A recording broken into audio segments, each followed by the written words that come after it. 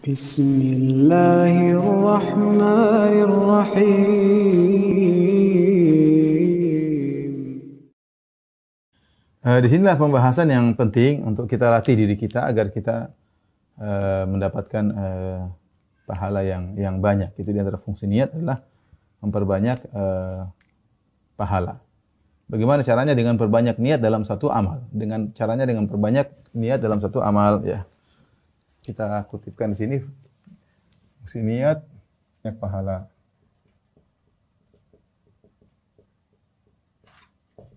Perbanyak pahala ini ya bisa dengan berbagai model, ya. Di antaranya dengan memperbanyak niat, ya, yaitu untuk tujuan yang banyak.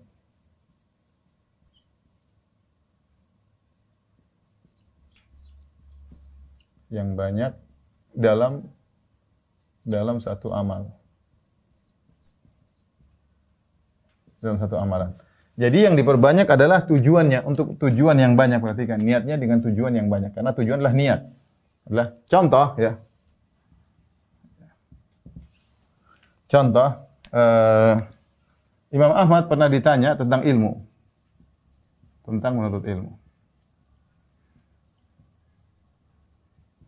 Kata Imam Ahmad berkata, qala Ahmad rahimahullahu taala, al-ilmu la ya'diluhu syai' idza shalihatun niyyat.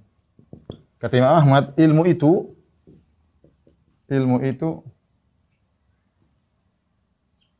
tidak ada yang menandinginya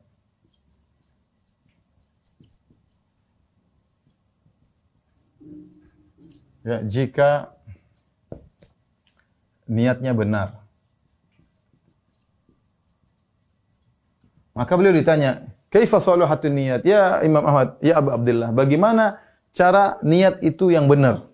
Ketika menuntut ilmu. Kata beliau, "Yanwi bihi raf'ul jahli an nafsihi wa an ghairihi." Niatnya ketika menuntut ilmu, ketika menuntut ilmu adalah mengangkat kebodohan dari dirinya,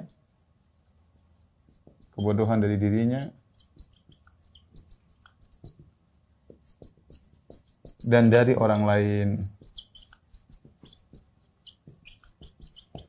Ini di sini Imam Ahmad mengajarkan kepada kita untuk ada niat yang mungkin kita luput darinya adalah untuk meningkatkan kebodohan dari orang lain. Kalau dari diri kita wajar, ya. Seorang menuntut ilmu dia agar tidak bodoh, ya semua orang mungkin berniat demikian.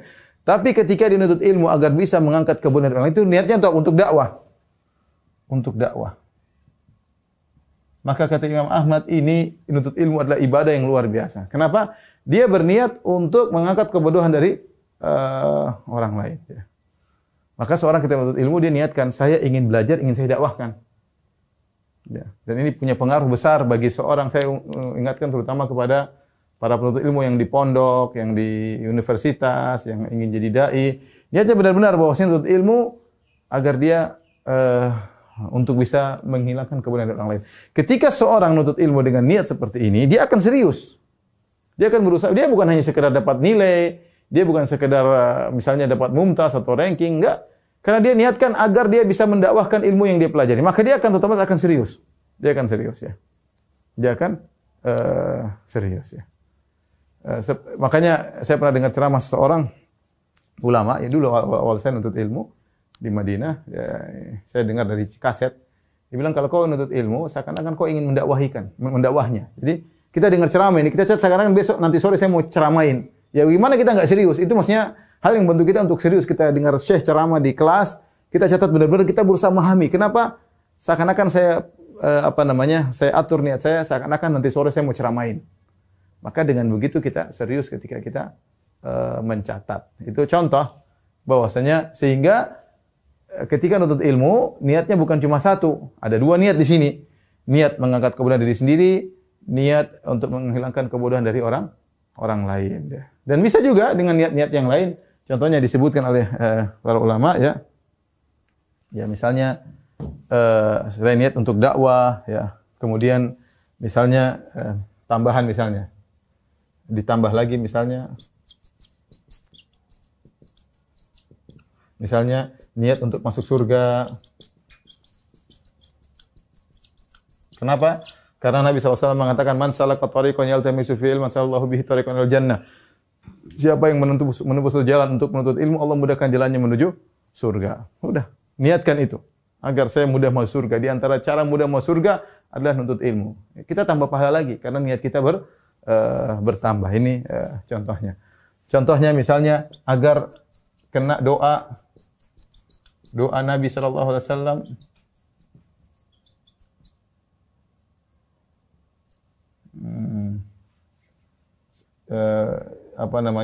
bercahayanya wajah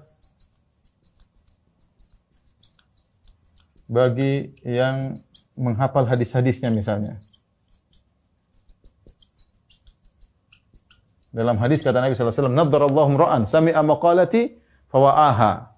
Semoga Allah memberi kebahagiaan bersinar-sinar wajah seseorang yang dia mendengar sabdaku dan dia menghafalkannya, itu dia menguasainya.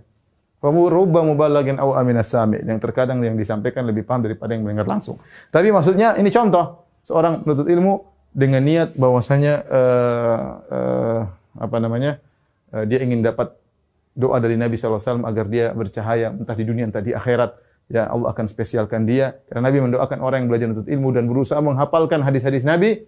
Ya, dia pahami, dia hafalkan, dia pahami, maka dia akan wajahnya bercahaya. Dia niatkan dapat pahala tambahan, ya.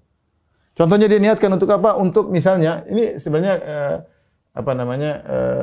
perincian daripada menghilangkan kebenaran dari orang lain. Misalnya niatnya untuk berjihad. Berjihad dengan pena ya. Kita tahu bahwasanya dalam Islam jihad dengan pedang, jihad dengan pena. Dua-duanya adalah jihad yang diakui dalam Islam dan sangat penting. Ada saatnya seorang bisa berjihad dengan pedang ketika memang memungkinkan dan disyariatkan, dan banyak kemungkinan tidak bisa berjihad dengan pedang. Misalnya dalam kondisi damai, dalam kondisi perdamaian, jihad dengan ilmu. Makanya Allah mengatakan wajahidhum bihi jihadan kabira dalam surat Al-Furqan. Kata Allah, jihadlah wahai Rasulullah kepada orang-orang kafir dengan Al-Quran, dengan jihad yang besar. Padahal ketika itu, ayat itu turun, Nabi SAW masih di Mekah. Dan di Mekah belum ada disyariatkan jihad dengan pedang. Sementara kaum muslimin dalam kondisi mustad'afin, dalam kondisi lemah, diintimidasi. Tapi Allah suruh Nabi berjihad. Jihad dengan apa? Dengan ilmu. Dengan ilmu. Ya. Dan dari akhir ini banyak ya. Bahwasanya menuntut ilmu adalah jihad, mendakwakan ilmu adalah jihad. Ini contoh maksud saya sederhana. Kita punya satu ibadah yang sama menuntut ilmu, tapi niat kita bermacam-macam. Ya bisa aja misalnya panitia misalnya untuk ya intinya kita bisa pasang niat apa saja dan Allah Maha tahu dengan apa yang kita niatkan. Allah Maha tahu niat kita 2, niat kita 3, niat kita banyak. Allah bermuamalah dengan niat kita. Kata Allah wa huwa alimun bidzatis sudur. Allah mengetahui apa yang ada dalam relung-relung hati kita. Allah tahu. Ya, jangan orang lain enggak tahu, enggak usah kita ungkapkan. Saya niatnya enggak perlu. Enggak perlu kita ungkapkan, Allah sudah tahu. Dan Allah akan kasih pahala sesuai dengan niat yang kita kehendaki. Contoh misalnya yang disebut oleh para ulama, misalnya Syekh Sa'di menyebutkan contoh misalnya tentang berdoa.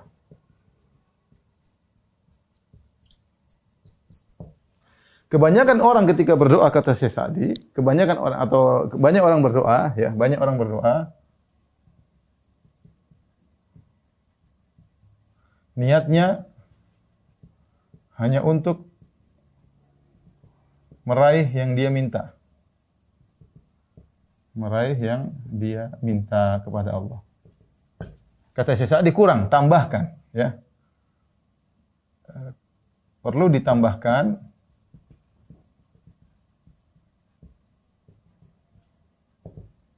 niat untuk beribadah. Ini yang mungkin tidak diperhatikan. Bahwasanya ikhwan, doa itu adalah ibadah. Dalam hadis kata Nabi sallallahu alaihi wasallam, ad-du'a'u huwal ibadah. Kata Nabi, ad-du'a'u huwal ibadah. Doa itu adalah ibadah. Dalam sebagian riwayat yang dhaif, ad-du'a'u mukhul ibadah. Doa adalah sumsum ibadah. Tapi intinya hadis itu dhaif, maknanya benar. Doa adalah intisari daripada ibadah. Nah, kita ini berdoa, kita sedang beribadah. Allah suka dengan hambanya yang beribadah. Maka kita niatkan, ya Allah, saya minta kepada Engkau. Saya perlu dengan apa yang saya minta dan saya sedang berdoa kepada Engkau. Seorang bangun malam kemudian dia angkat tangannya, dia menangis, dia sedang beribadah kepada Allah. Dia niatkan. Maka saat dia ingatkan hal ini. Jangan engkau berdoa hanya sekedar niat untuk mendapatkan apa yang kau minta, tapi kau niatkan ketika kau berdoa bahwasanya kau sedang berdoa sedang beribadah kepada Allah Subhanahu wa taala ya. Ini contoh ya. Contoh lagi misalnya ketika kita baca Al-Qur'an.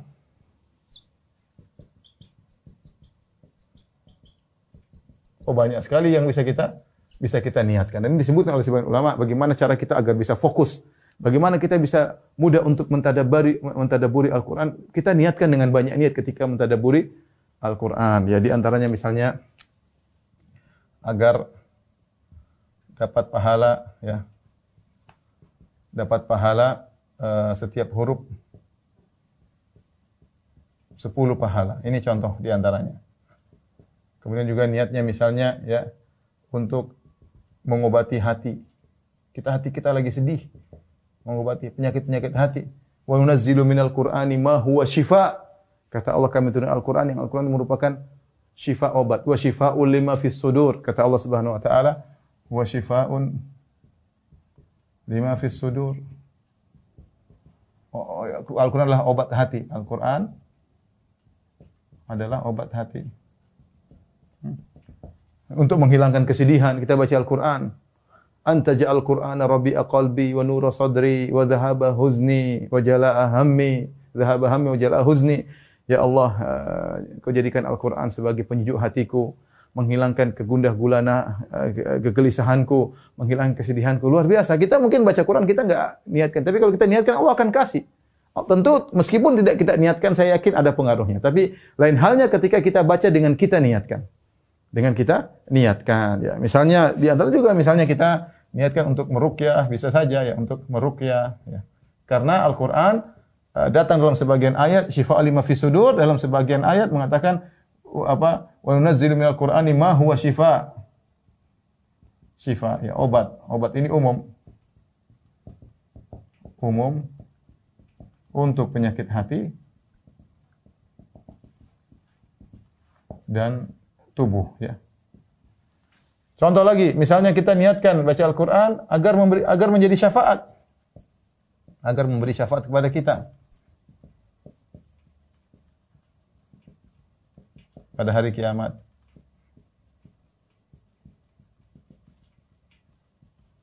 Dan banyak maksud saya, kita kalau bicara baca Quran banyak sekali niat kita, maka Allah akan berikan pahala yang begitu banyak berdasarkan niat kita. Tinggal kita perbanyak niat kita aja. Tinggal kita perbanyak niat kita. Tapi ini jadi fungsi niat untuk banyak pahala, di antaranya dengan berbanyak niat dengan tujuan yang baik. Di antaranya perlu mengatakan ya, biasakan diri, biasakan hati setiap hari untuk berniat kebaikan. Ya. Meski tidak bisa melakukannya. Tadi sudah kita sebutkan ya. Tapi biasakanlah, ya, biasakan kita niat baik ya. Di antara dalil tentang hal ini ya, Allah Subhanahu wa taala berfirman, "Wa imma tu'ridanna 'anhum ibtigha'a rahmatin min rabbika tarjuha, faqul lahum qawlan maysura." Kata Allah, jika kau berpaling, kau tidak bisa memberi bantuan kepada karib kerabatmu. Dalam surat Al-Isra, kau tidak bisa beri bantuan kepada karib kerabatmu. Wa imma tu'ridanna 'anhum ibtigha'a rahmatin min rabbik. Dengan kau berharap rahmat dari Allah. Jadi Allah suruh ketika kau tidak mampu untuk memberi bantuan kepada keluargamu, maka tetap dalam niatmu kau berpaling sambil kau berharap suatu saat kau punya kemampuan untuk memberi bantuan kepada kerabatmu. Misalnya kerabat kita minta bantuan, biasanya kita kasih. Suatu hari kita tidak mampu. Kata Allah, berpalinglah, tapi ibtigha'a rahmatin min rabbik, dengan syarat engkau berniat mencari rahmat Allah. Jadi disuruh berniat baik. Kenapa? Karena dengan kau berniat baik itu sedang beribadah.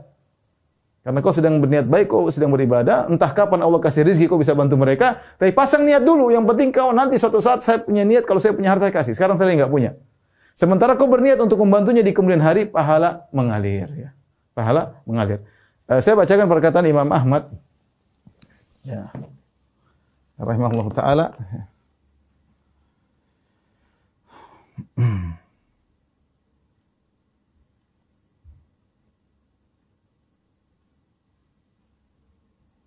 Qala Abdullah bin Imam Ahmad li abihi. Berkata Abdullah bin Imam Ahmad, anaknya Imam Ahmad, dia berkata kepada ayahnya, "Ausini, wahai ayahanda, berilah wasiat kepadaku." Apa wasiat ayahanda kepadaku? Faqala, maka wasiat Imam Ahmad, "Ya bunayya inwil khair." Wahai putraku, berniatlah kebaikan. Inwil khair. Ya. Fa innaka la tazalu bi khairin ma nawaital khair. Kau akan senantiasa dalam kebaikan jika kau selalu berniat baik. Latih diri kita. Berarti kan ya. Jadi kata dia, "Ausini, wahai ayahku, berilah wasiat kepadaku." Maka Imam Ahmad berkata, "Ya bunayya inwil khair." Wahai anakku, inwil khair, berniatlah baik. Fa innaka la tazalu bi khairin, karena kau akan senantiasa dalam kebaikan, ma nawaital khair, selama kau niat baik. Kita niat baik udah, niat baik. Oh, saya pingin kalau sudah begini, saya pingin begini. Saya pingin umrah, saya pingin haji, saya ingin bersedekah, saya ingin berdakwah, saya pingin bisa ini, saya pingin bakti sama orang tua. Meskipun kita belum bisa melakukan. Tapi kita niat dalam hati. Allah tahu niat kita dan kita ada usaha. Bisa jadi Allah kasih kita apa yang kita niatkan meskipun tidak melakukannya. Tapi tadi niat yang benar. Makanya Allah mengatakan, "Iya'lamillahu fi qulubikum khairan yu'tikum khairan mimma ukhidha minkum." Kul liman fi aydikum minal asra iya'lamillahu fi qulubikum khairan yu'tikum khairan mimma ukhidha minkum. Katakanlah, wahai Rasulullah, jika Allah mengetahui kebaikan dalam diri kalian, maka Allah akan berikan kebaikan daripada yang lebih baik daripada yang diambil dari kalian ya. Jadi ini punya pengaruh. Kalau seorang selalu berniat baik, maka dia dalam kebaikan. Dan kalau niatnya benar-benar tulus, Allah akan berikan sesuai dengan apa yang dia kehendaki. Dan banyak orang seperti dia niat, misalnya dia niat untuk bisa membuat sekolah murah. Dia berusaha, misalnya dia sekarang zaman sekarang sekolah mahal-mahal, dia Allah bisa buat dia mewujudkan impiannya. Ada orang berniat, saya ingin punya rumah anak yatim, saya ingin nampung anak yatim dan saya akan berinfak buat mereka. Mungkin ketika dia ngomong dia enggak punya apa-apa, tapi dia berusaha dan akhirnya bisa. Bisa, betapa banyak orang seperti itu bisa. Udah niat. Entah bagaimana caranya urusan Allah, ya. Yang penting dia niat baik. Selama kita berniat baik, maka argo pahala akan mengalir. Dan ini pesan dari Imam Ahmad kepada putranya ya. Kemudian juga misalnya Ibn Taimiyah rahimahullah pernah berkata, "Wa man ahabba an yalhaqa bi darajatil abrar wa yatashabbah bil akhyar." Barang siapa yang ingin untuk bisa mencapai derajat orang-orang mulia dan bisa meniru orang-orang yang terbaik, falyanwi fi kulli yaumin tatlu'u fi syams naf'al khalq. Kata Imam Syekhul Islam, maka hendaknya setiap pagi matahari terbit, dia niatkan saya ingin berbuat baik kepada orang lain. Dia niatkan. Entah apa yang bisa dilakukan. Entah mau dia ceramah, entah dia mau hari ini saya ingin pergi ke janda itu yang lagi susah. Hari ini saya ingin ketemu anak yatim tersebut. Hari ini saya ingin apapun dia niat baik untuk berbuat kepada orang lain. Dia niatkan setiap pagi, kata Syekhul Islam Ibnu Taimiyah. Kenapa? Kalau seorang niat baik, pahalanya ada. Entah dia lakukan entah hendak, yang penting pahalanya aja. Dan Ibnu Taimiyah mengatakan dia akan bisa mencapai derajat al-abrar. Saya ulangi perkataan Ibnu Taimiyah, "Wa man ahabba an yalhaqa bi darajatil abrar wa yatashabbah bil akhyar." Siapa yang ingin bisa mencapai derajat orang-orang terbaik, orang-orang mulia dan meniru orang-orang yang terbaik, falyanwi fi kulli yaumin, maka setiap pagi dia hendaknya berniat tatlu'u fi syams, matahari terbit, naf'al khalqi, dia berniat untuk memberi manfaat kepada manusia. Terserah mau buat apa, kayak terserah aja ya. Maka ini perlu kita latihan ya. Sederhana ya, sampai para ulama menyebutkan contoh sederhana. Misalnya kita lagi jalan, ada lihat kucing, kita enggak tabrak. Aduh, kasihan, aduh. Subhanallah, kasihan kalau saya tabrak. Gitu niatnya, mudah-mudahan dia selamat. Itu ada pahalanya. Emang Allah enggak tahu hati, Allah tahu hati kita. Ya. Kita lagi jalan, ada barang ganggu, kita pindahin. Niatnya biar enggak ganggu orang. Kita enggak tahu amalan mana kita yang buat kita mau surga. Ternyata ada orang dimasukkan oleh Allah dalam surga gara-gara dia menghindarkan gangguan dari jalan. Ternyata ada orang dimasukkan oleh Allah dalam surga gara-gara dia memberi minuman kepada seekor hewan. Enggak tahu. Bisa jadi seorang dimasuk surga oleh Allah gara-gara hanya senyum dengan senyuman yang tulus. Surga kan hak Allah. Allah mau kasih orang masuk surga gara-gara amalan sedikit, terserah Allah. Allah tidak zalim. Allah kan itu hadiah dari Allah, terserah Allah Subhanahu wa taala. Maka selalu berniat yang baik. Lihat pesan Imam Ahmad tadi, ya bunayya innil khair fa innaka la tazalu bi khairin inna waital khair. Kau senantiasa dalam kebaikan jika kau berniat kebaikan. Imam Ibnu Taimiyah mengatakan tadi, selalu kau niat baik di pagi hari, ya karena dengan kau berniat baik di pagi hari maka argo pahalamu akan terus berjalan, berjalan. Ya. Kemudian tentunya ini semua yang paling penting lagi adalah semakin meningkatkan keikhlasan.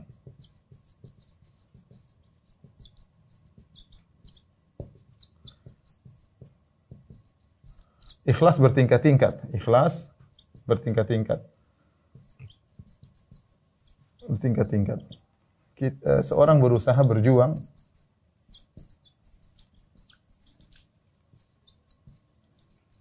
meningkatkan keikhlasannya.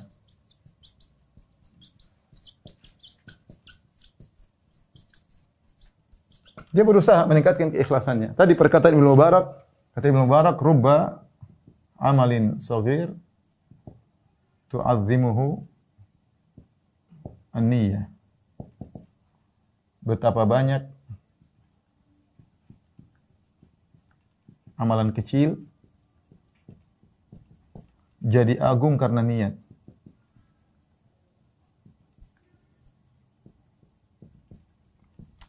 Oleh karenanya kita sekarang bicara tentang banyak ibadah, ya. Salat bisa jadi seorang salat Ibnu Taimiyah, orang salat samping kanan kiri dalam satu saf, safnya sama tapi pahala yang terlangit dan bumi. Beda, keikhlasan mempengaruhi. Ya, seorang sama-sama dakwah tapi pahalanya beda. Mungkin sama-sama ikhlas tapi keikhlasan bertingkat-tingkat. Keikhlasan apa? Bertingkat-tingkat, ya. Bertingkat-tingkat. Ini sudah jelas, ikhlas itu bertingkat-tingkat. Ya. Maka seorang berusaha selalu melatih dirinya untuk meningkatkan keikhlasannya karena pahalanya sangat berpengaruh dengan keikhlasan. Dalam satu hadis kata Nabi sallallahu alaihi wasallam, sabaqa dirhamun wahidun mi'ata dirham, ya, atau mi'ata alf dirham. Saya lupa hadisnya maknanya seperti itu. Kata Nabi sallallahu alaihi wasallam, sekeping dirham melombai 1000 dirham atau melombai 100.000 dirham. Di antara pengaruhnya karena niat. Sama-sama dapat pahala, tapi beda. Satu dirham ini beda nilainya dengan yang 100 atau yang 1000 dirham tersebut. Kenapa? Pengaruh niat luar biasa. Ya, tadi saya katakan ada orang masuk surga gara-gara hanya memindahkan gangguan dari jalan. Terserah Allah Subhanahu wa taala, ya. Allah ingin memasukkan surga dia gara-gara seperti itu, dan ini tentu pengaruhnya karena pengaruh niatnya ketika dia beramal saleh, ya. Ini ikhwan dan akhwat yang dirahmati Allah Subhanahu wa taala. Yang terakhir yang tidak saya lupakan selalu, bahwasanya hati-hati dengan yang namanya penyakit riya dan ujub, yang itu adalah menggugurkan amalan. Tentu saya tidak akan bahas sekarang karena sudah saya bahas pada pembahasan-pembahasan yang lain. Seorang waspada, jangan sampai niatnya hancur gara-gara riya, ingin dipuji, ingin disanjung. Apalagi di zaman sekarang banyak sekali media-media yang membuat kita mudah untuk riya, ya, mudah untuk men-share amal kita, untuk mempost amalan-amalan kita agar orang-orang pada tahu. Kalau dahulu para salaf mereka berjuang berusaha untuk menyembunyikan amal soleh mereka, sekarang sebagian orang berusaha dengan pencitraan, dengan timnya berusaha untuk men-share seluruh amal soleh yang dia kerjakan. Hati-hati, silakan engkau berdakwah sebanyak mungkin, tapi luruskan niatmu. Silakan engkau naik di atas mimbar, kau berorasi, tapi luruskan niatmu. Silakan engkau bersedekah sebanyak-banyaknya, tapi luruskan niatmu. Ingat, Allah tidak bisa dibohongin. Allah tahu betul niat kita untuk apa. Untuk pamerkah, untuk disanjungkah, untuk diakuikah, untuk bersaingkah, Allah Maha tahu. Maka waspada, silakan beramal saleh banyak, tapi waspada, perhatikan niat.